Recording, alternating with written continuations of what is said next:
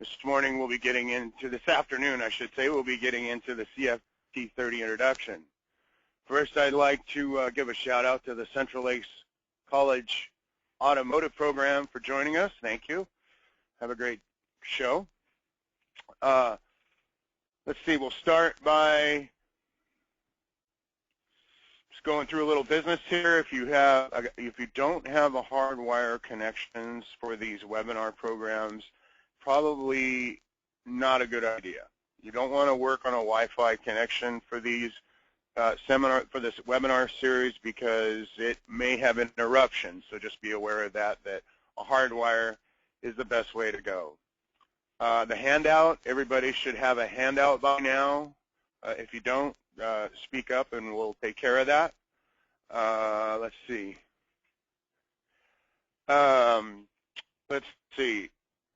No handouts, okay, so we're good to go there. If you have any questions, just type in your questions or your comments and we'll read those questions and we'll get those answered straight away.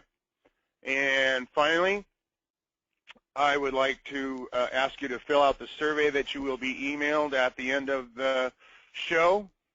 Just take a minute to do that. We'd certainly appreciate it. Today's presentation is brought to you by our main sponsor for today, Seal Aftermarket Products, your source for engineered solutions and home of Toledo Transit. Now we have a video here. Seal Aftermarket Products engineers and manufactures Toledo Transit with the rebuilder in mind, including everything you need to get the job done right. Toledo Transit is the #1 choice of installers because of all the intensive research and development that goes into each component in every kit. Like re-engineered valve body gaskets, preventing EPC damage by eliminating the shredding you get from original equipment, plus all of the extra essentials that are included, like spring and screen filters that should be changed at overhaul. Toledo Transit even includes loose valve body gaskets that fit all 19 bonded separator plates. At Seal Aftermarket Products, we don't just make kits, we make kits better. Ask for Toledo Transit by name.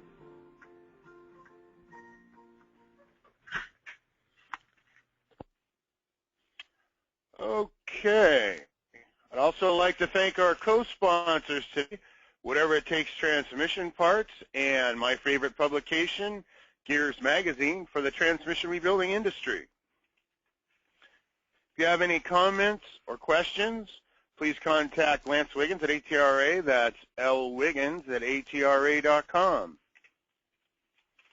We have a full lineup of webinars for this year. We have 2 a month until October. So they're your quick and easy tech training, and post this, print this up and post it so your guys know when to join us. Pencil it in now, October 29th through November 1st. We've expanded Expo 2015 to 4 days this year. It's back at the Rio Hotel and Casino. More tech, more management, a larger vendor showroom floor this year. And new this year on our traveling seminars that come around to your area, we're going to be giving away a full registration to the expo and 4 nights stay at the Rio Hotel and Casino to one lucky at the local seminar in your area. So be sure and attend that so you can be in the running to get a free ride to Expo 2015. Okay, we're talking about the CFT, the CVT transmission and its applications, the 2005 to 7 500, the 05 to 07 Freestyle, 06 to 11 Mariner Hybrid, and the 2009 to 2011 Milan Hybrid, and finally the 05 to 07 Montego. So there's plenty of models out there with these units in them. There's a pretty good demand to be able to service these units.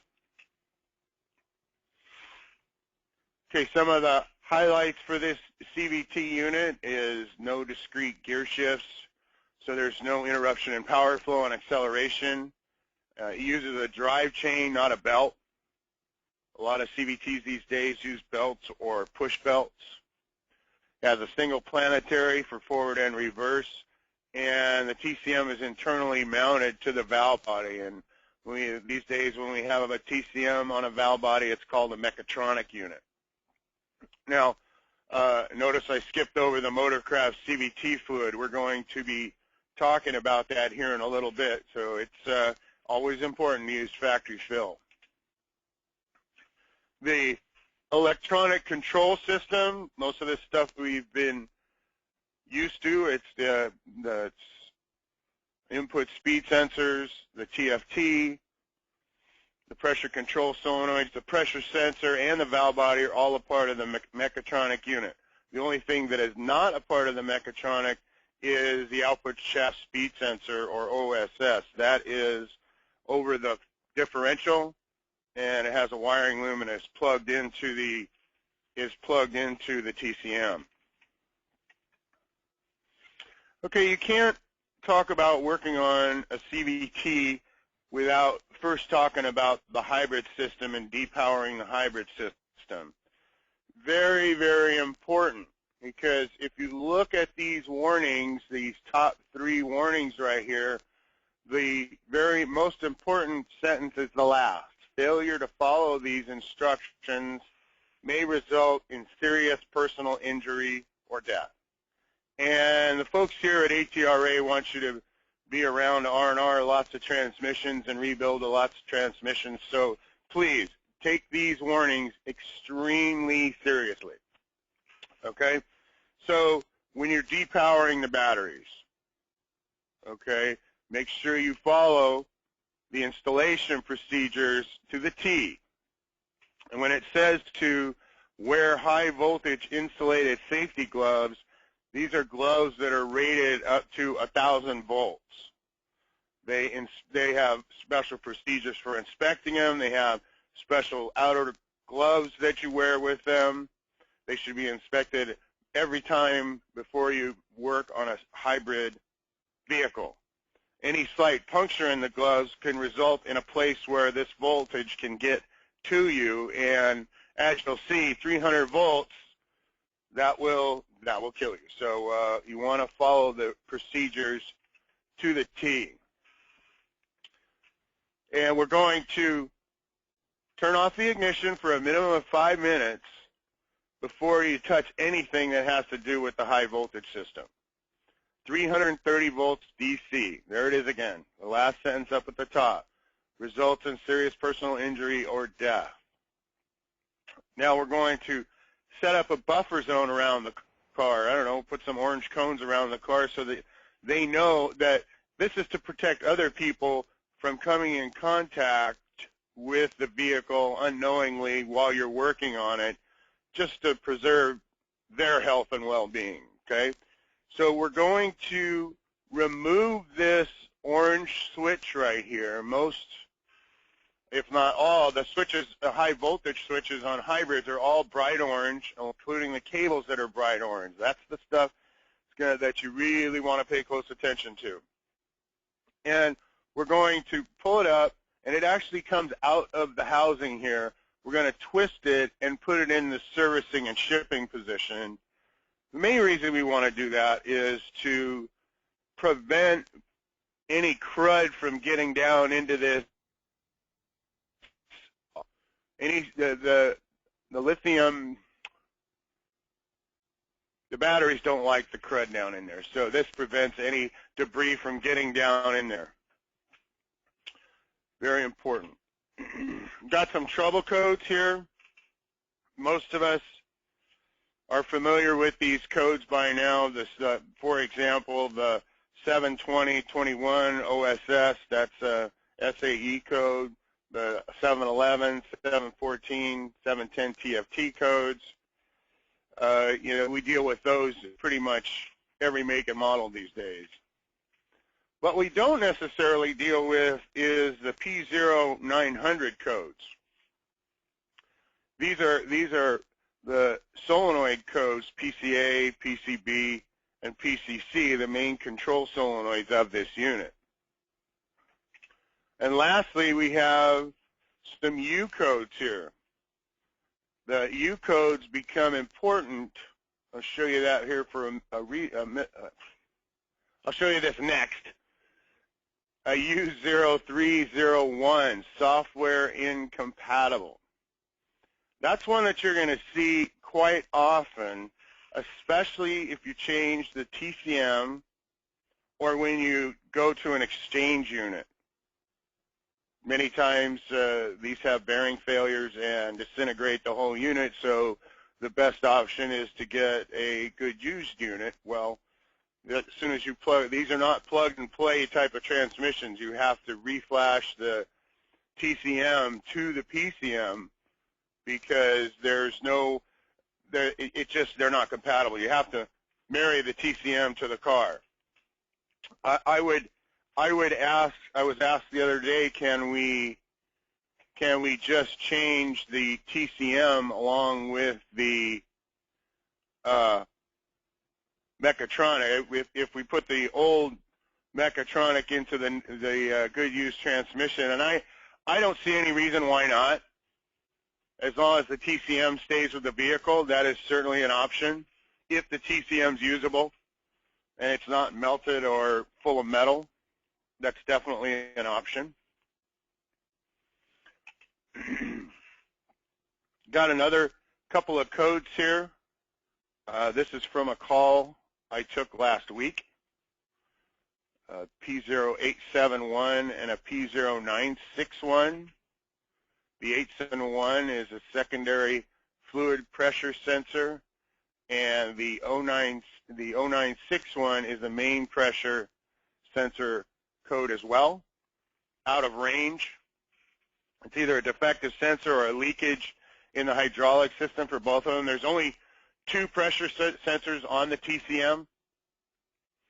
And this particular model, or I should say, first, the way you're going to look at these is you're going to clear the codes and see if they return right away. Now, that's really what you need to be doing on all TCM-operated transmissions, which pretty much they all are these days, is we're going to write the codes down, record the codes, back of the work order, up on the chalkboard, wherever, as long as you can remember what they were.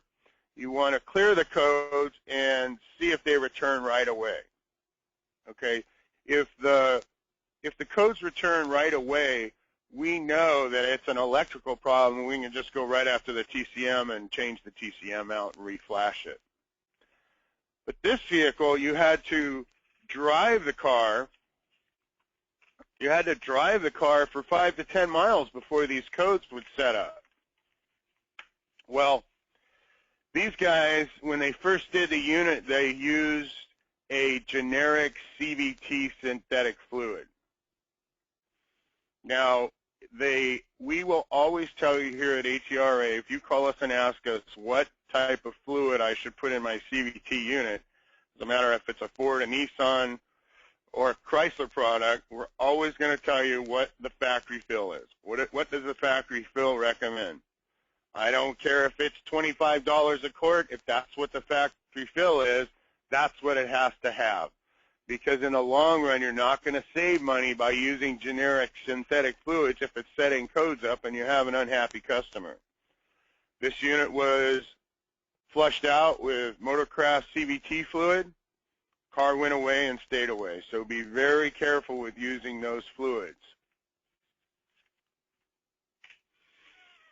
Pressure testing. As I said, we've got 2 pressure sensors that we need to look at here because the CFT30 does not have pressure taps.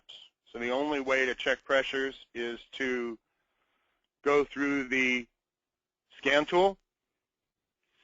These range from, and even if they did have pressure taps, which some of the Subaru, the Nissan, Chrysler units do have pressure gauges, but if you're going to do a pressure test on a unit like that, you better be bringing a 1,000-pound pressure gauge.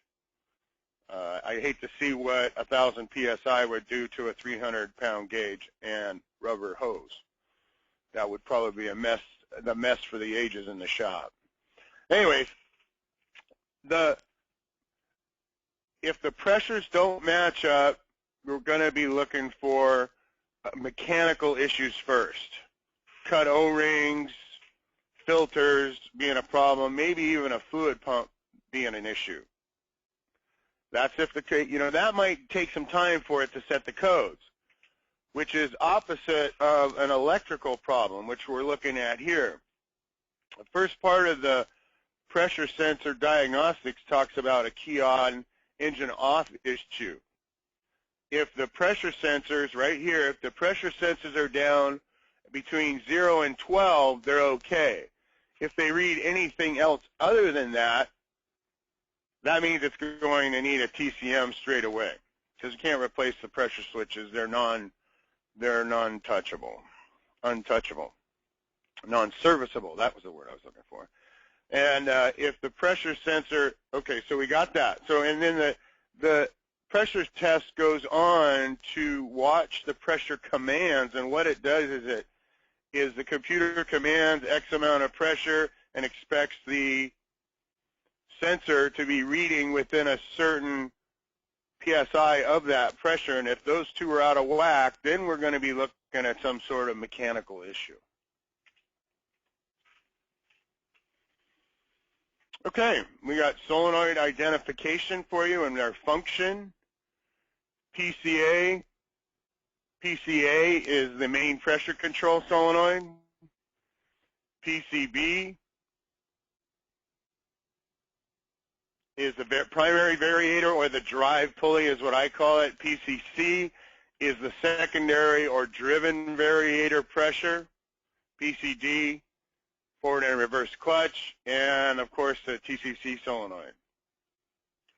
All these solenoids are 5.4 ohms, and if you have a problem or code maybe related to one of the solenoids, say you have a PCD functional code or an electrical code, you can switch the blue with the blue solenoids to see if perhaps the code will follow the solenoid or stay where the solenoid was at. But you cannot change the blue for the yellow for the TCC solenoid. Whenever you pull these solenoids out of the body, there's filters down inside the bores that need to be removed, cleaned, and inspected. If any are torn, they need to be replaced. No, the solenoids are not available individual from Ford. Here's a look at the TCM mounted to the valve body. Valve body alone is a valve body. The TCM alone is TCM, but when they're together, it's a mechatronic. Look at the small parts in the channel casting. These are accumulators, pulse width modulated solenoid accumulators. This the kit that I had for this transmission came with new accumulators. We've seen these before in the 6R80s and some other Ford products. I've also seen where just this rubber bumper comes in a kit. These are removable, and you can change those when you service the unit. The red and black spring, there's no description for these check valves. The hydraulics haven't been drawn up yet, and probably never will be, but the springs for the black and red are the same, and the lighter spring goes on the green check valve.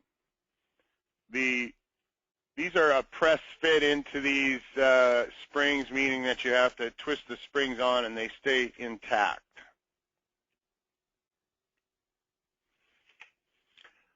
Okay, valve body identification here. Now this is something that we've got to pay close attention to here, because in previous, if you have any other previously published ATRA materials on this valve body, they are actually incorrect. Just found this was just pointed out to me a couple of weeks ago. A guy called me and was working on his valve body and said, your book is wrong. And I said, I hate that when that happens. So the valves that we need to pay attention to are 3 and 4. Any other previously published information has these two valves, 3 and 4, facing the end plugs. That's the emergency valve and the pressure reducing valve. In this illustration that you have in front of you, we have the valves in the correct position. That is, springs down into the bores first, valves against the end plugs. So take this page and replace it in any other publications that you may have. And on the next picture, there was also an error. This is Bill Brayton's version of a comeback because I put these pictures together, and doesn't happen very often, but it happens. We make mistakes every once in a while. Number 7, the clutch valve and the lube valve were transposed. In any previous publications that you see, 11 is over here at 7, and 7 is over here at 11. And in your handout material, we're going to, over here, and cross out the 7 and put an 11. And down here, we're going to cross out the 11 and put a 7. The material, okay, here we go. I didn't switch the name of the valves. This number 11 here is the lube valve. Number 7 is the clutch valve. So we all should make a note of that in our handout material, as not to be confused with previous publications. These pictures should be replaced in previous publications. Okay, that's that on the valve body. Hopefully everybody's got that. Okay, here's the manual valve body identification. This body is down inside the unit when we split the cases apart. This has a Hall effect MLP mounted to the side. And it's important to note here we've got some check valves that need to be serviced when we have the unit out and apart. These valves are pushed out from this side. You can see the backs of the check valves here when the plate is bolted to the body. When it's apart, they're pushed out so we can get to these O-rings and clean any debris that might be out here in the check valves.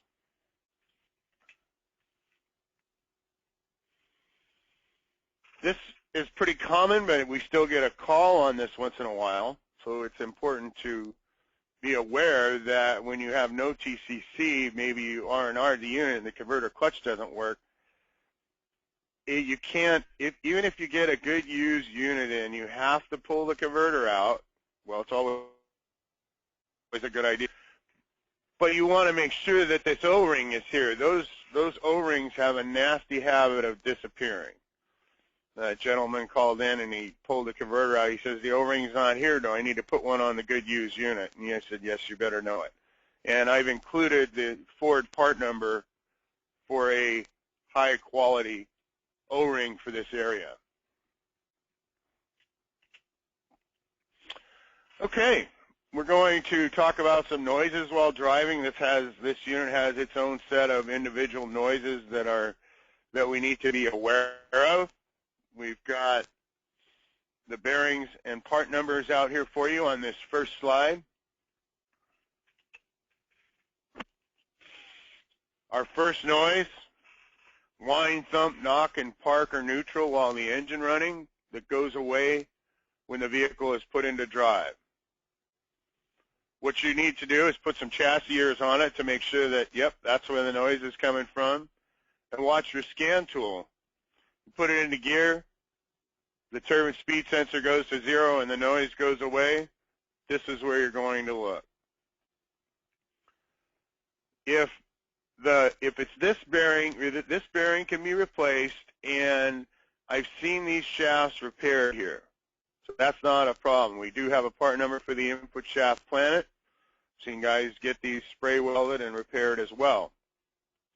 Also, I've seen what would be a catastrophic failure is the cage needle bearing down inside this planet.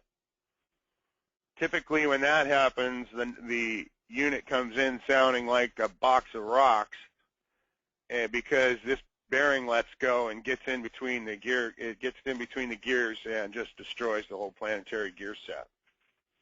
That's also one of the units I've torn down here at the IBO. I've seen that. Pretty nasty business. Tick noise on D-cell from, say, 20 miles an hour to a stop. There's a two-step process here. We have to first evaluate, yep, that's the noise. It sounds like a transmission. Okay, great. Well, what we need to do is, on an all-wheel drive application, is to pull the power transfer unit off, reinstall the half shafts, and drive the vehicle. In the all-wheel drive system, if the sound goes away, then you know it's a problem with the PTU. If it doesn't go away, that tick noise on D-cell, we're going to have the differential assembly.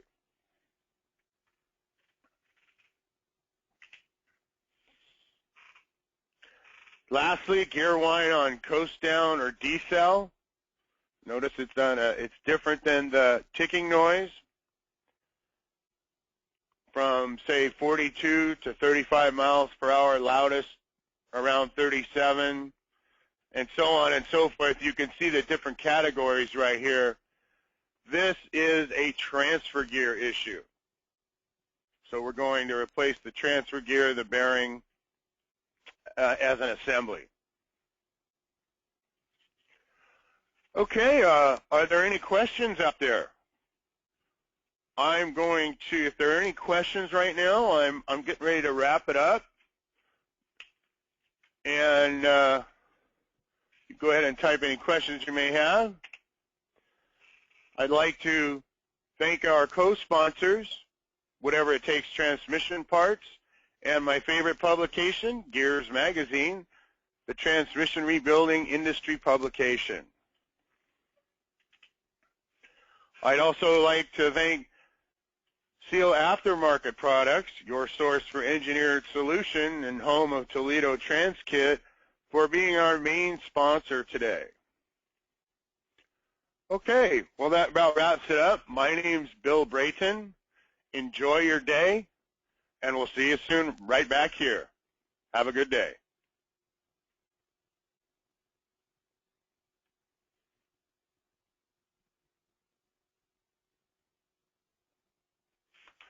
Let's see. I do have a question. Hi, Marvin. If you don't replace the gear for the whine symptom, will it eventually fail? Chances are very high that that will be the case. And can you retrieve the vids?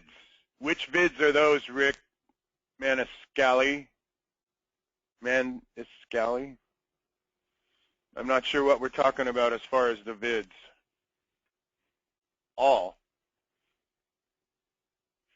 videos from where? I'm not sure I understand the question.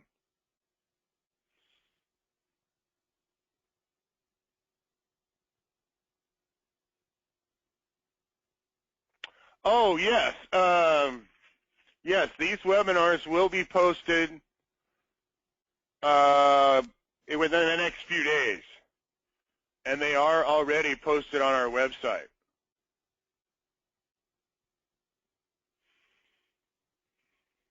Under the Tech Center.